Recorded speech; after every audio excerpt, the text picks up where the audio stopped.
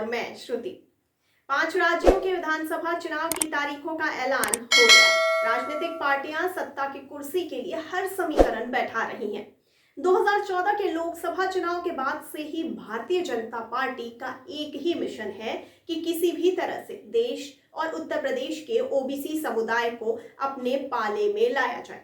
उत्तर प्रदेश में बीजेपी अमित शाह का वही पुराना फॉर्मूला आजमाने की फिराक में है। अमित शाह 2013 में यूपी के बीजेपी प्रभारी थे। इसी के बाद उत्तर प्रदेश में बीजेपी की झोली में बम्पर सीटें चुनाव दर चुनाव आई थी। 2017 के विधानसभा चुनाव में बीजेपी की तरफ से गैर यादव ओबीसी जातियों के 148 उम्मीदवारों को टिकट दिया गया था। आगामी चुनाव में 150 से अधिक ओबीसी उम्मीदवारों पर पार्टी द्वारा दांव लगाने की योजना है।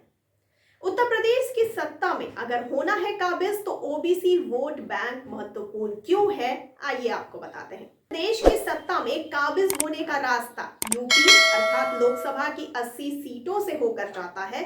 ठीक उसी तरह यूपी की सत्ता अर्थात विधानसभा की 403 सीटों में काबिज होने का रास्ता ओबीसी वोट बैंक पर निर्भर करता है। इस वोट बैंक के सपोर्ट के बिना कोई भी दल यूपी की सत्ता में पूर्ण बहुमत की सरकार नहीं बना सकता।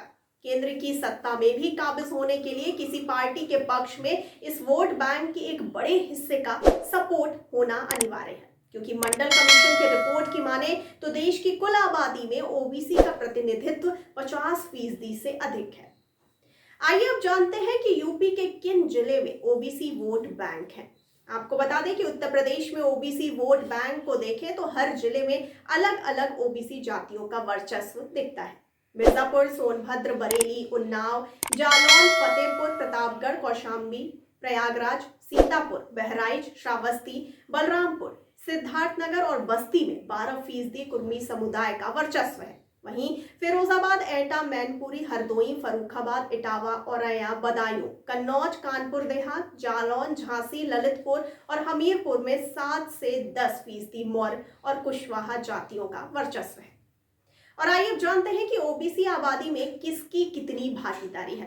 आपको बता दें कि विकासशील समाज अध्ययन पीठ यानी CSDS के आंकड़ों के अनुसार अगर बात की जाए तो वर्तमान में उत्तर प्रदेश में यादव 9% और गैर यादव ओबीसी जातियों में कुर्मी, पटेल 7%, कुशवाहा, मौर्य, शाक्य, सैनी 6%, लोध 4%, गड़रिया, पाल 3%, निषाद, मल्ला, बिंद, कश्यप, केवट 4%, तेली, शाहू, जायसवाल 22%, जाट 3%, कुम्हार, प्रजापति, चौहान 3%, कहार, नाई, चौरसिया 3%, राजभर 2% और गुर्जर 2%।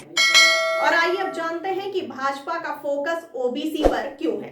आपको बता दें कि वर्ष 2014 के लोकसभा चुनाव में भाजपा का फोकस गैर यादव ओबीसी और गैर जाटव दलित वोटों पर रहा था और भाजपा इनका भरोसा जीतने में सफल भी रही थी। परंतु इस बार ओबीसी पर इनका ध्यान है, जो सत्ता की सीढ़ी को और आसान कर देगी। समाजवादी पार्टी के कोर वोट बैंक यादव और मुस्लिम और बसपा के दलित और मुस्लिम रहे हैं। ओबीसी मतदाताओं की पहली पसंद समाजवादी पार्टी रही है और इन्हीं ओबीसी मतदाताओं के कारण ही वर्ष 1977 में राम नरेश यादव ने यूपी में जनता पार्टी की सरकार बनाई थी। फिर मुलायम सिंह यादव 3 बार उत्तर प्रदेश के मुख्यमंत्री बने। मुलायम सिंह यादव के बाद वर्ष 2012 में अखिलेश यादव को भी ओबीसी वोट बैंक का समर्थन मिला और वो यूपी की सत्ता पर काबिज हुए। इस बार भाजपा की रणनीति इसीलिए ओबीसी को अपने पाले में करना है।